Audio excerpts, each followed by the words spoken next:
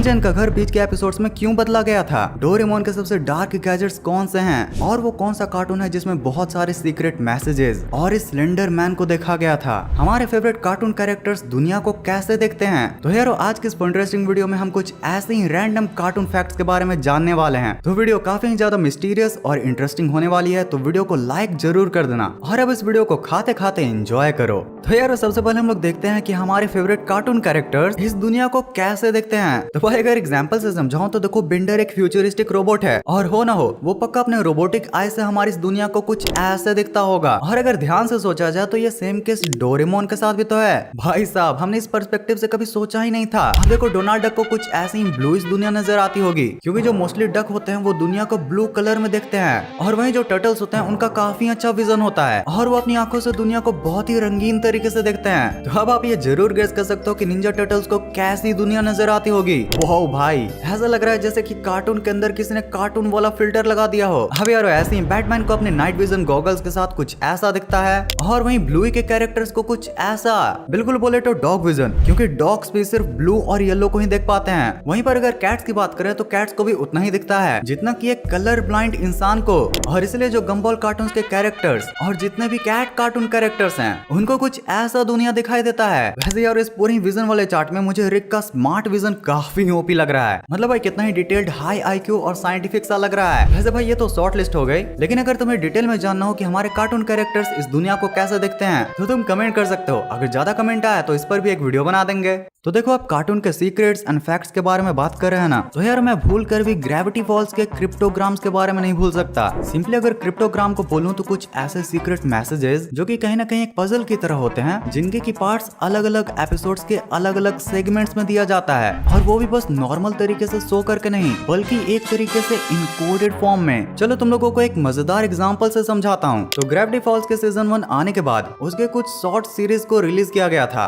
अब इस सीरीज में सब कुछ लगभग नॉर्मल था, लेकिन हर एपिसोड के कंक्लूजन में एक पेज के पीस को दिखाया जाता था, जो कि कोई भी कार्टून का आमतौर पर एक ट्रांजिशन वाला पेज लगता है। लेकिन यार जब तुम इन 6 एपिसोड के इन 6 ट्रांजिशन पेजेस को एक साथ मिलाओगे तो तुम्हें मिलेगा ये एक बड़ी सी आंख और उसके ऊपर एक्स का मार्क। इन सब सिंबलिज्म के साथ इसमें बहुत सारे इनक्रिप्टेड मैसेजेस भी होते हैं। अब यार जब इन सारे इनक्रिप्टेड मैसेजेस को डिक्रिप्ट किया गया तो वो था I was so blind he lied to me the darkness is near. मतलब कि मैं कितना अंधा था, उसने मुझसे झूठ बोला, अंधकार पास ही है। भाई साहब क्या ही मजेदार कार्टून है यार। अब पता चला ये नोटो टाइप का फेवरेट कार्टून कैसे है। वैसे तुम्हारे दिमाग में ये क्वेश्चन जरूर से आ रहा होगा कि इन इनक्रिप्टेड सीक्रेट मैसेजेस को नॉर्मल मैसेज में कैसे बदला जाता है। तो यार ये किया जाता है with the help of cipher techniques, जैसे कि A1Z26 साइफर, जिसमें कि क्रिप्टोग्राम के 1 to 26 लेटर्स को A to Z अल्फाबेट्स में बदला जाता है। मतलब कि 1 के लिए A, 2 के लिए B, 3 के लिए C एटसेट्रा। और यार सिर्फ यही नहीं बल्कि इस कार्टून का एक और मजेदार बात तो ये है कि इसके सीजन 1 के एपिसोड 2 के एक सीन में हमें कुछ ये देखने के लिए मिलता है। जरा तुम भी ध्यान से देखो, क्या तुम्हें वो चीज मिली? अब जरा तुम यहाँ पर देखो। Yes guys, the slender man, जो कि इस कार्टून का कैरेक्टर नहीं बल्कि एक बहुत ही पॉपुलर हॉरर गेम का कैरेक्टर है। और यारो इससे भी सीक्रेट बात तो ये है कि ये कैरेक्टर ना सिर्फ ग्रेविटी फॉल्स में बल्कि एडवेंचर टाइम, सिम्पसंस, यहाँ तक कि पुराने कार्टून फ्लिंटस्टोन्स में भी था।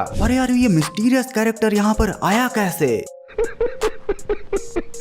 भाई इनमें कोई भी स्लेंडर मैन नहीं आया है, ये सारी के सारी फोटोशॉप इमेजेस हैं। और जहाँ तक बात है ग्रेविटी फॉल्स की, तो उसमें भी एक कैरेक्टर नहीं था, ये बस किसी ने फोटोशॉप करके रेडिट पर वायरल कर दी थी। और भाई लोग मानने भी लगे थे, क्योंकि यार अभी जो तुमने एक्सपीरियंस किया ना उसको कहते हैं हेलो इफेक्ट। यानी कि अगर तुम्हें एक बार कोई अपनी इन्फॉर्मेशन से इम्प्रेस कर देता है तो वो अगली बार कुछ भी बोलेगा तो लोग उसको मान लेते हैं। और ये फॉरेन में ग्रेविटी फॉल्स के साथ तो कुछ ज्यादा ही होता है। माना ग्रेविटी फॉल्स सीक्रेट मैसेजेस को डालते हैं, इसका मतलब ये नहीं कि वो कुछ भी डाल देंगे। यार तुम हर इंफॉर्मेशन के पीछे अपना दिमाग जरूर लगाओ। तो यार देखो तुम्हें ये तो पता ही होगा कि डोरेमोन के तकरीबन 1300 से भी ज्यादा गैजेट्स हैं। पर क्या तुम्हें डोरेमोन के टॉप 3 डार्क गैजेट्स के बारे में पता है? अगर नहीं तो सबसे पहले आता है डिक्टेटर स्विच, जिसके बारे में मोस्टली तुम लोग जानते भी होगे। एक ऐसा बटन जिसको दबाकर तुम किसी भी पर्सन को इस दुनिया से ही गायब कर सकते हो। और इस स्विच से ना सिर्फ वो पर्सन बल्कि सभी के दिमाग में उसके रिलेटेड जो मेमोरीज होती हैं ये उसे भी पूरी तरह से इरेज कर देता था। तुमने एक एपिसोड में से देखा होगा होगा कि कैसे नोबिता सबसे चिढ़कर लगभग सबको ही स्विच से गायब कर देता है, जिसके बाद जब एट लास्टली उसे अपनी गलती का एहसास होता है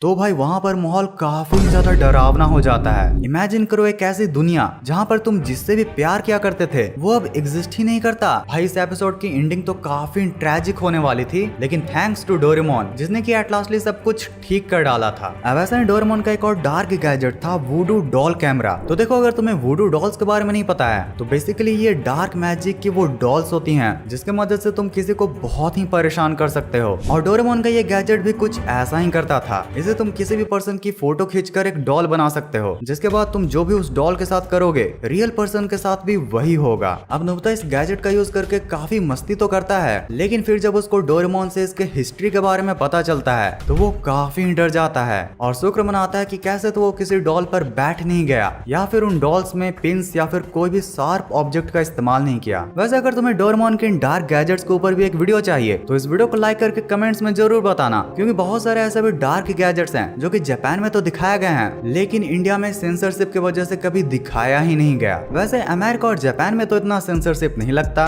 मतलब भाई अगर तुम 1989 के डकटेल्स को भी गौर करोगे तो उसमें भी क्रिएटर्स ने चुपके से बच्चों के कार्टून जैसे कि डकटेल्स में एक सीन में तो आस्क अबाउट इल्यूमिनाटी तक लिख दिया था, जैसे कि बच्चों को बोल रहे हो कि अपने पेरेंट्स से इल्यूमिनाटी के बारे में जानो। माना बहुत सीक्रेट तरीके से लिखा हुआ था पर वहाँ तो सेंसरशिप नहीं लगा। फिर भाई इंडिया में इतनी सेंसरशिप कैसे?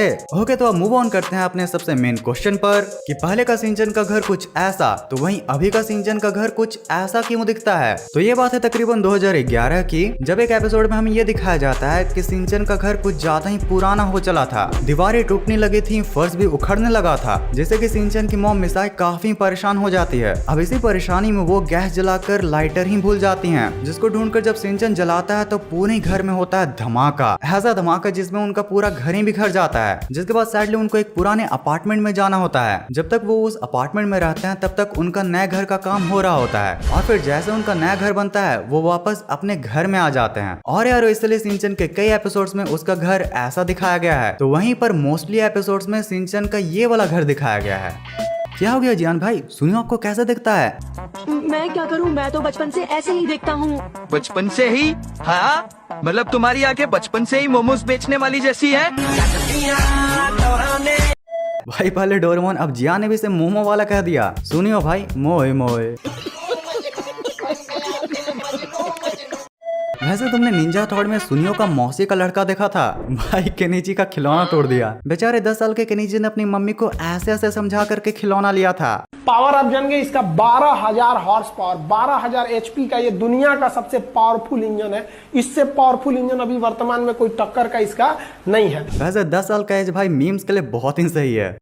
10 years old me when I lightened cracker but it not exploded. The most devious villains when you tell them they can't dress like a sea woman. अरे हाँ भाई, ये इतने खतरनाक विलन ये लड़कियों के कपड़े पहनते हैं। रॉकेट चला गया, एस्ट्रोनॉट रह गया। कोई बात नहीं डॉग भाई, तुम ये गाना सुनो और एंजॉय करो।